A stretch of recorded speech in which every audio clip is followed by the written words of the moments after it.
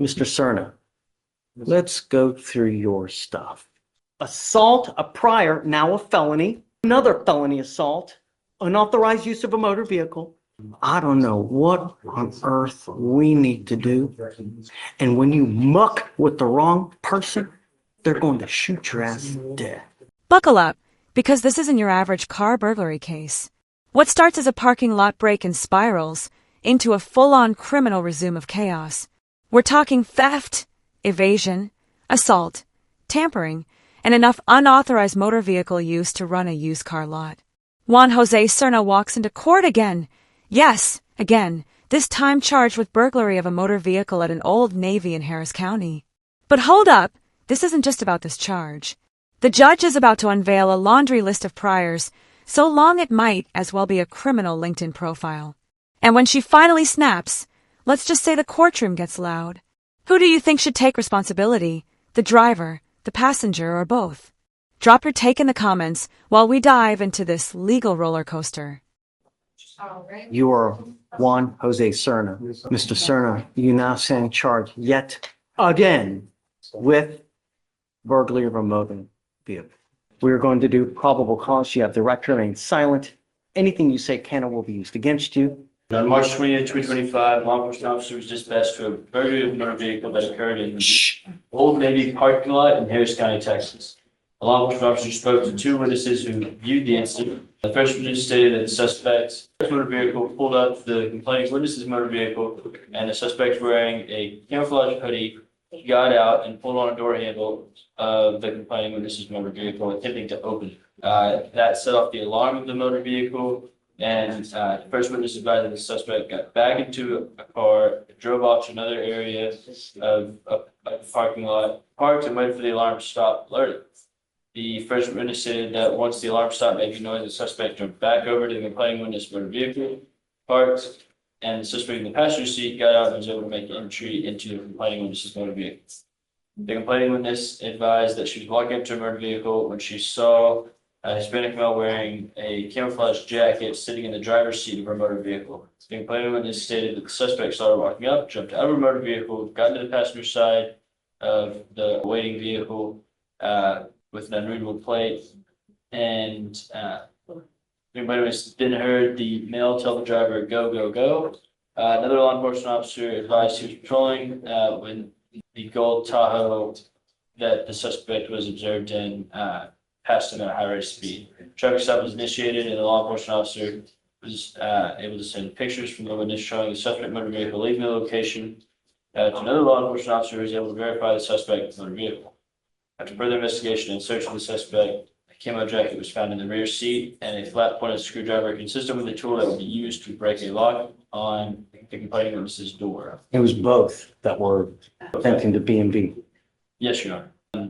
The defendant is the registered owner of the vehicle, but the motor vehicle was displaying a counterfeit tag that did not come back registered to So anyone. Mr. Cerna is the one that owns the Tahoe? No, I apologize, Your Honor. Mr. The other Stern is gentleman.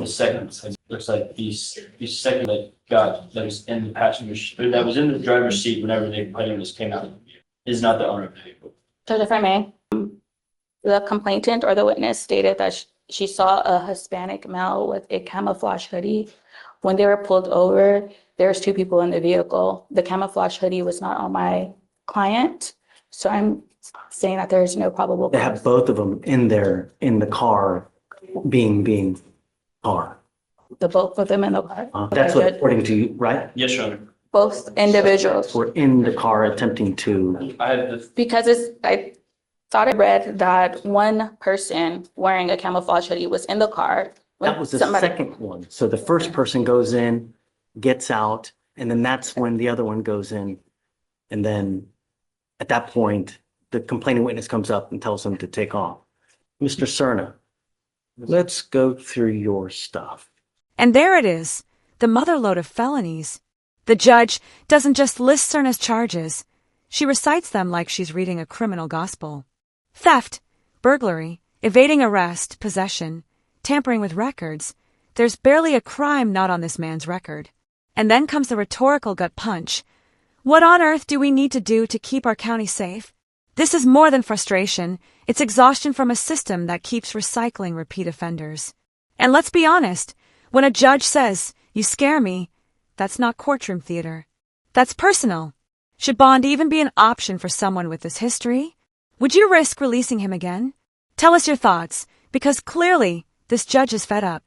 Theft of wire or cable, theft, trespass, evading arrest, evading of a motor vehicle, theft, assault of a family member, attempted burglary of a motor vehicle, burglary of a motor vehicle, theft, third, burglary of a motor vehicle, unauthorized use of a motor vehicle, evading arrest in a motor vehicle, burglary of a motor vehicle, assault, possession of marijuana, robbery, felony theft, assault, a prior, now a felony, another felony assault, unauthorized use of a motor vehicle, tampering with a government record, felony theft, unauthorized use of a motor vehicle, and now open, you have unauthorized use of a motor vehicle, felony theft, burglary of a motor vehicle, and possession of a criminal.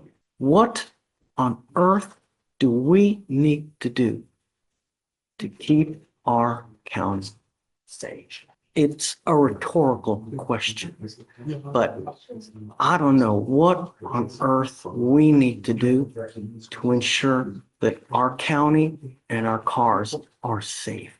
You live in Houston, dude. You don't live in Montana or Wyoming. People like their guns and they like their cars. And when you muck with the wrong person, they're going to shoot your ass dead. It happens time after time. But he's due in felony court tomorrow for his felonies. His bond is currently set at 10,000 for this misdemeanor. Can we reset till Friday to see what happens in felony? I'm asking the court to not revoke his bond. His bond is set at 10,000. I'm asking the court to just keep it in place. So there's nothing for me to revoke because he has not made bond on In the felony, correct. You're now being held at no bond on at least 2 of the felony cases that I see. If I don't know if you're going to get out, but if you do, I'm ordering you to have home confinement.